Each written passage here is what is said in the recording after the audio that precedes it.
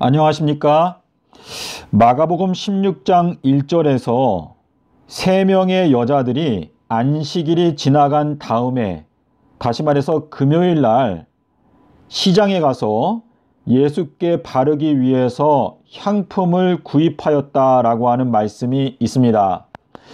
이 말씀을 중심으로 해서 오늘날 마태복음 25장에 나타나고 있는 지혜로운 처녀로 선택받기 위해서는 지금 즉시 시장에 가서 감람류를 사다가 두어야 한다 라고 하는 제목으로 여러분께 말씀을 드리겠습니다. 도표에서 보시는 대로 저희들은 지금 현재 마가복음 16장 1절 시대에 살고 있습니다. 막달라 마리아, 야고보 마리아, 그리고 살로메가 시장에 가서 향품을 사다가 두었다 라고 하는 이 말씀은 이 세 여자가 지혜로운 처녀에 해당되는 여자들이라는 것을 저희가 알 수가 있는데, 막달라라고 하는 것은 망대라고 하는 뜻입니다. 망대는 파수꾼의 역할을 하는 사람을 말하는 것인데, 지붕 위에 있는 자는 물건을 가질러, 근데 물건이 그릇인데 그릇을 가질러 집안에 내려가지 말고 그냥 도망가라 라고 하는 그 말씀은 파수꾼의 역할을 하는 사람이 멸망에 가증한 것이 거룩한 곳에 서 있는 것을 깨닫게 될 때 자기의 가족이나 자기의 교회 안에 있는 그릇들, 잘못된 신앙 가운데 빠져있는 그 사람들 때문에 자신이 진리 위에 서는 것을 뒤로 늦추지 말라 라고 하는 것을 말씀하실 때 지붕 위에 있는 자라고 말씀을 하셨는데, 이 막달라라고 하는 것은 망대라고 하는 의미입니다.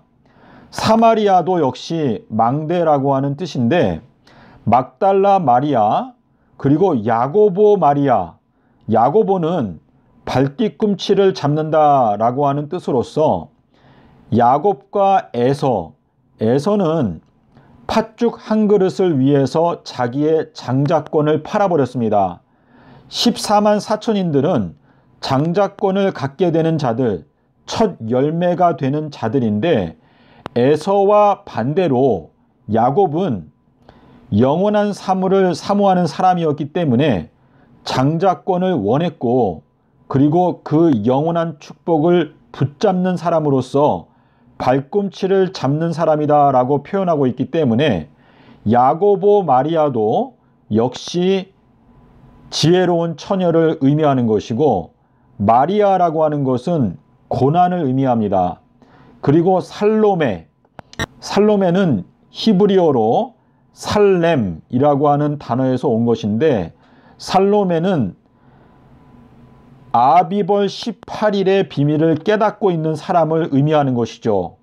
시온이라고 하는 단어가 18번째 알파벳인 차대에다가 요나를 붙이는 것이 시온인데, 살로메는 예수님께서 아비벌 18일 날 부활하신 것, 그리고 서기 3030년에 살렘이 온다는 것을 깨닫는 여자가 바로 살로메를 의미하는 것이기 때문에 이 세 여자는 지혜로운 처녀를 의미합니다.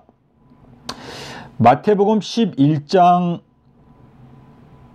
16절에 가면은요, 예수님께서 이 세대를 무엇으로 비유할꼬라고 말씀하실 때, 이 세대, 악하고 음란한 이 세대, 마태복음 12장 39절에 이 세대를 무엇으로 비유할꼬? 장터에 앉아서 어린아이들이 피리를 불어도 너희가 춤추지 않는다.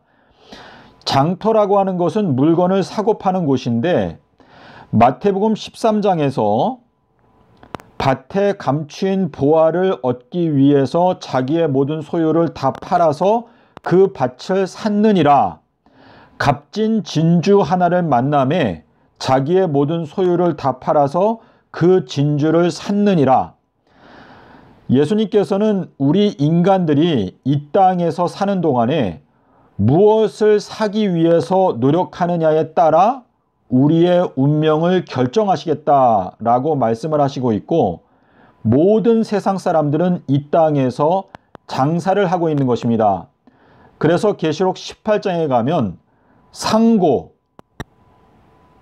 또 상인들이 나오는데, 주님께서는 성전 안에서 돈을 바꾸고 비둘기를 사고 팔고 하는 자들에 대해서는 다 내쫓아 버리실 것이다 라고 말씀을 하시고 있는가 하면, 구원 얻게 되는 자들에 대해서는 시장에 가서 향품 또는 감람류, 이 성령의 기름을 사기 위해서 노력하는 자들을 구원하신다라는 것을 말씀하시고 있는데, 누가복음 7장 46절에 가면은 기름 두 가지가 나오는데, 하나는 감람류, 또 하나는 나드 향유가 나옵니다.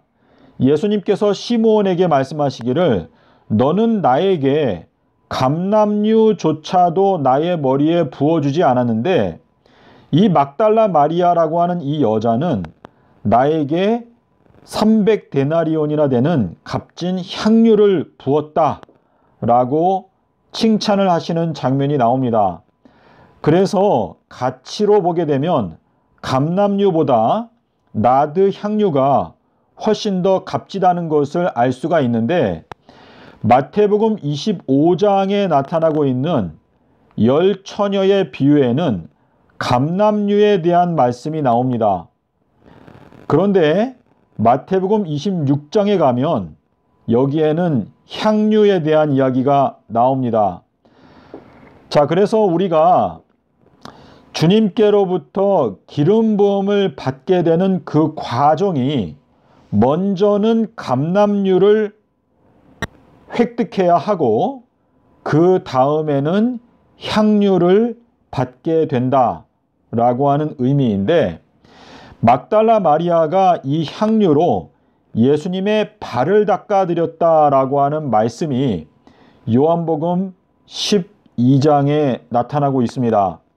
그런데 주님께서 제자들의 발을 씻으실 때 이미 목욕한 자는 발밖에 씻을 필요가 없느니라 라고 하는 말씀을 통해서 이 발을 씻을 수 있는 기름은 향유 기름을 의미하는 것인데, 주님께서 물침례를 받게 되었을 때 성령을 선물로 받으셨습니다. 그리고 공생애를 하셨고, 공생애를 마칠 때 즈음에 막달라 마리아가 와서 예수님의 발을 향유로 닦아 드렸습니다. 이것은 우리 그리스도인들의 신앙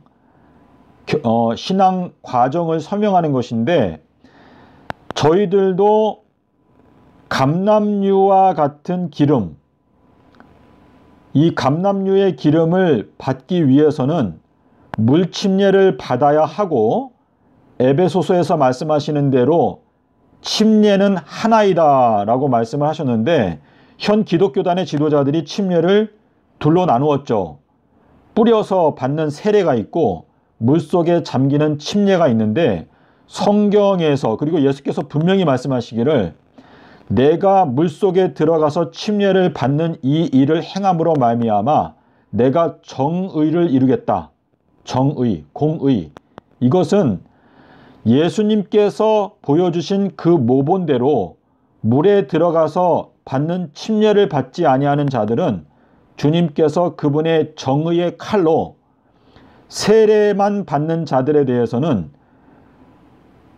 하나님의 나라에 들어가도록 허락하지 않겠다라는 것을 분명히 말씀하신 것인데, 요한복음 3장 5절에서 니고데모는 이긴 자라고 하는 뜻이죠. 이긴 자 니고데모에게 말씀하실 때 물과 성령으로 거듭나지 아니하면 하나님의 나라에 결단코 들어갈 수 없다. 그리고 예수님께서는 물침례, 성령 침례, 그리고 나드 향유의 기름으로 바르시고 그 다음에 피의 침례를 받으시고 그 다음에 영생에 들어가시는 영생체로 부활을 하셨습니다. 자, 마태복음 24장과 25장은 둘이 연결되어져 있는 내용입니다. 마태복음 25장 1절에서 그때의 천국은 마치라고 기록하고 있기 때문에, 그리고 마태복음 24장에서도 너희들은 그 날과 그 시간을 알지 못한다. 마태복음 25장에서도 너희들도 그 날과 그 시간은 알지 못한다 라고 말씀을 하시고 있는데, 마태복음 24장에서 인자가 오는 시간, 자, 여기에서 말씀하시는 이 인자가 오는 시간은 엘리야가 오게 되는 시간을 말씀하시는 것인데, 밤 이경이 되었을 때, 자, 이 밤 이경이 되었을 때 보라 신랑이로다 맞으러 나오라 라고 하는 메시지가 울려 퍼질 때는 이미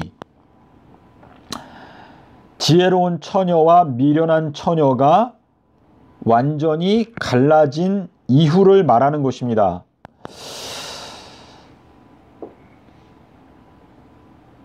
그래서 여러분께서 이 도표에서 예수님께서 사망하시고 삼낮 삼밤을 땅속에서 지내신 다음에 영생체로 부활하신 이 비밀을 성경 말씀에 근거해서 마음 가운데 꼭 기억하시기를 바랍니다. 자, 그러면 제가 조금 이렇게 글씨를 쓰면서 설명을 드리고자 하는데요. 자, 마태복음 25장에서 지혜로운 다섯 처녀들은 감람류를 가지고 있었습니다. 그런데 이 감람류를 갖고 있었던 이 다섯 처녀들은 신랑이 왔을 때 신랑과 함께 혼인잔치에 들어가고, 자, 혼인잔치라고 하는 것은 음식을 먹고 배부르게 되는 잔치인데, 이 혼인잔치에 들어가고 문이 닫혔다 라고 기록하고 있는데요. 계시록 3장에서 문을 여는 사람에 대해서는 내가 그에게로 들어가서 그로 더불어 먹고 그는 나로 더불어 먹는다 라고 말씀을 하셨는데, 예수님께서 이 말씀을 다 마치시고 마태복음 26장 1절에 가면 이 말씀을 다 마치시고 이제 이틀이 지나면 유월절이라, 이틀이라고 하는 것은 이 마지막 시대에는 2년을 말하는 것인데요. 2년이 지나면 이제 유월절이 온다 라고 말씀을 하시고, 그 다음에 베다니 시몬의 집에 들어가서 식사를 하실 때, 자, 그래서 이 식사는 마태복음 25장에서 말씀하시는 이 혼인잔치와 연관되어져 있는 내용인데, 이 혼인잔치에서 식사를 하시는 이 과정에서 나드 향유 옥합, 그 향유를 예수님께 부어드리는 장면이 나옵니다.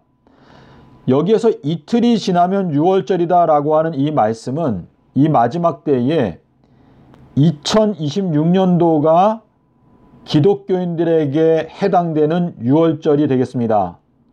주님께서 이 기름을 붓는 것은 나의 장례를 위해서 붓는 것이다 라고 하는 이 말씀은 2026년도에 성도들의 장례식이 시작되는데 2029년도까지 성도들을 짓밟는 과정이 이어지기 때문에 2026년도에 이 유월절이 오기 전에 2년이 되겠죠. 그러니까 2025년도 그리고 2024년도, 그래서 2024년도, 2025년도가 지나가게 되면 이제 유월절이 온다 라고 말씀을 하시고 있습니다. 자, 그러므로 2024년도 초 또 2023년도 요때가 뭐냐면 나드 향유를 부어주시는 때라고 이해할 수가 있는데, 마태복음 26장에 12절,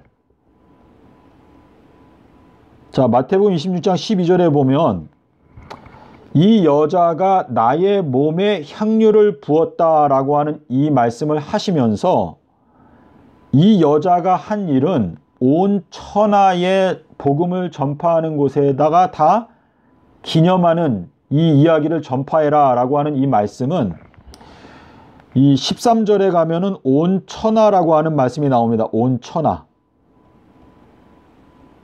자, 이 온 천하라고 하는 이 단어는 이방인들, 사마리아인들까지 다 포함하는 말씀인데, 이 마태복음 26장에 나오는 이 나드 향유의 기름은 후 3년 반을 중심으로 해서 또다시 해석될 수 있는 진리입니다.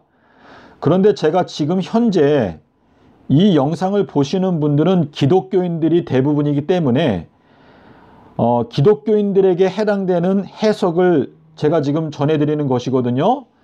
그래서 2023년도에 이 나드 향유 기름을 몸된 교회에 발라주게 되는 이 일이 이제 성취가 되는 것인데, 이 나드 향유의 기름을 받기 위해서는 먼저 감람류를 획득해야 합니다. 이 감람류라고 하는 것은 마태복음 25장에 나타나고 있는데, 히브리어로 감람류가 찌브,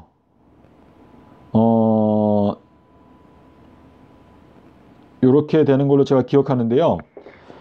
시부월은 아담과 하와가 범죄한 달입니다.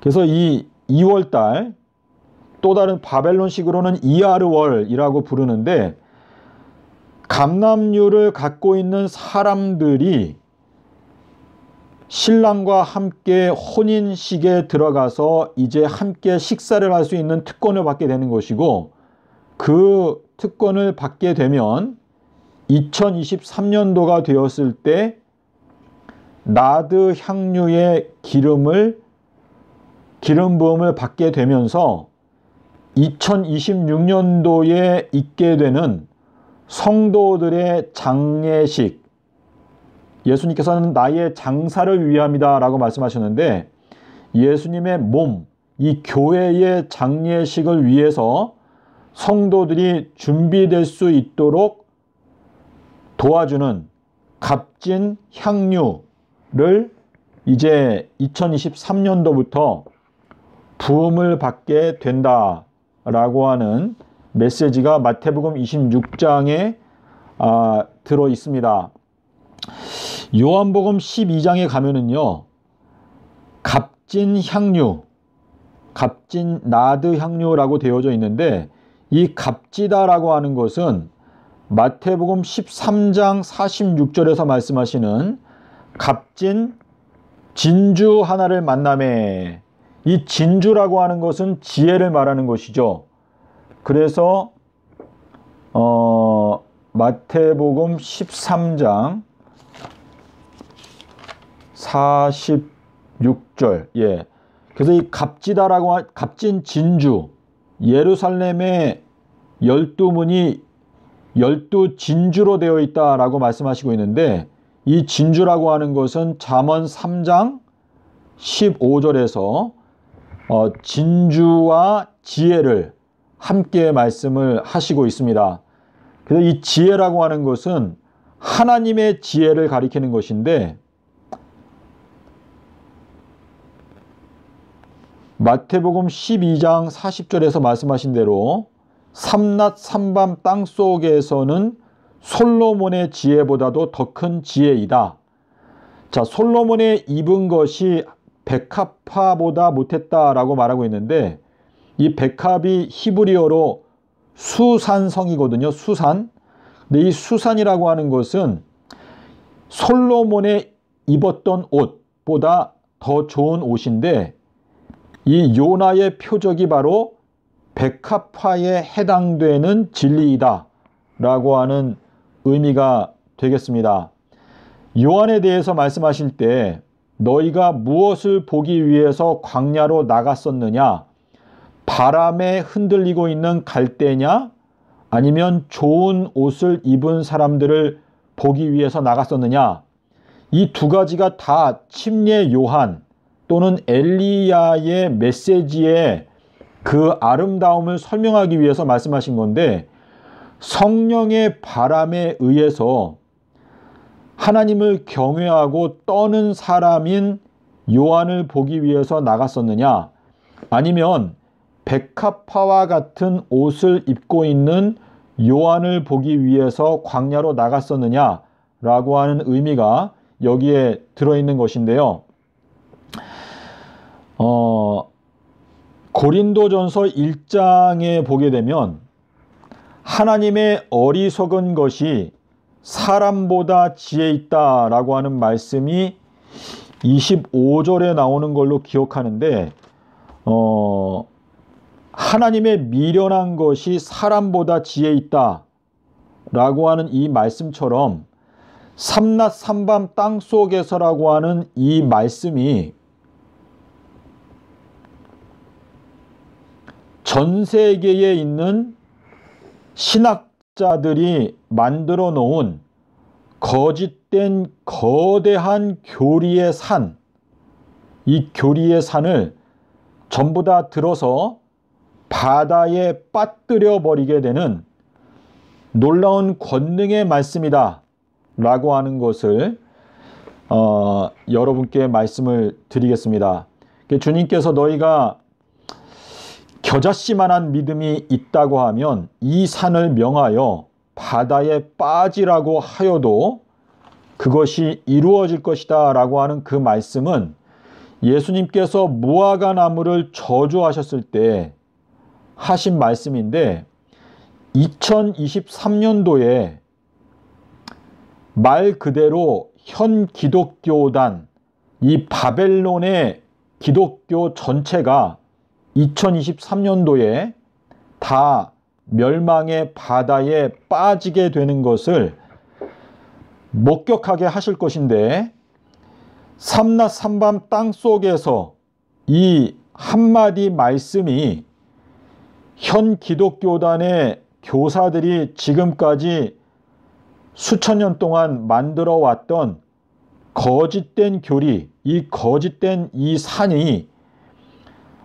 금요일 십자가설입니다. 이 금요일 십자가설이 이게 짐승의 표인데요. 이 금요일 십자가설이 멸망의 바다에 빠져버리게 될 것입니다. 자, 주님께서 저희들에게 하시는 말씀은 너희가 보는 거로 믿느냐? 보지 못하고 믿는 자는 더 복이 있다 라고 말씀을 하셨는데, 2023년도 4월 1일 날 방주의 문이 닫힌다라고 제가 지금 기별을 전파하고 있는데요. 이 방주의 문이 닫히기 전에 삼낮 삼밤 땅속에서라고 하는 말씀을 믿고 진리 위에 서기 위해서 양심적으로 하나님을 고백하는 사람들에 대해서는 주님께서 은혜를 베푸실 텐데, 어떤 분들은 저에게 하시는 말씀이 2023년도 4월 1일 날 비가 안 오는 예언이 성취가 되면 그때에 예수님께서 수요일 날 돌아가셨다라고 하는 진리를 믿겠다라고 하는 분이 있습니다. 하지만 저는 여러분께 누가복음 14장에 있는 말씀을 말씀드리고 싶은데, 전에 초청하였던 사람들은 단 한 명도 나의 잔치를 맛보지 못하게 될 것이다 라고 하는 말씀을 누가복음 14장 24절에서 말씀을 하시고 있습니다. 아버지께서 이끌지 아니하시면 어느 누구도 내게로 올 수 없다 라고 하는 말씀이 요한복음 6장 65절에 말씀하시고 있는데요. 우리 인간들은 예수님의 허락이 없이는 예수님께 가까이 갈 수가 없습니다. 주님께서 우리에게 하시는 말씀이 내가 너희들에게 은혜 베풀고 있는 때에 나에게 와라. 은혜의 문이 닫히게 되면 너희가 나에게 오는 것을 내가 허락하지 않을 것이다 라고 말씀을 하시고 있습니다. 그러므로 하나님을 경외한다고 하는 것은 주님께서 말씀하신 바 보지 못하고 믿는 자들은 더 복이 있다 라고 하는 그 말씀대로 2023년 4월 1일이 오기 전에 믿음으로 의인이 산다라고 하는 것은 믿음은 바라는 것들의 실상이고 보지 못하는 것들의 증거다라고 말씀을 하시면서 우리 믿음의 선조들이 믿음으로 말미암아 약속을 받았다라고 히브리서 11장에서 말씀을 하시고 있습니다. 자, 그렇기 때문에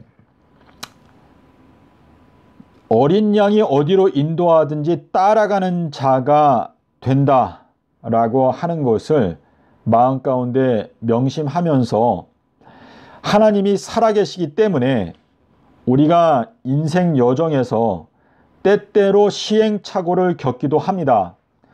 마라의 쓴 경험이 출애굽기 16장에 나오는 이야기인데 우리의 삶 속에서 살아계신 하나님을 범사에 인정하면서 마음속에 들리는 성령의 음성에 따라 즉각적으로 하나님을 따르기로 결심하지 않는다면 저희들은 낙오자가 될 것입니다.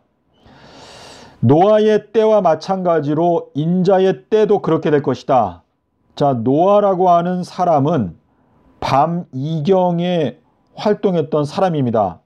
두 번째 천년기에 활동했던 사람인데 인자의 때, 인자의 날들 이것도 역시 두 번째 천년기, 지금 저희가 두 번째 천년기에 살고 있습니다.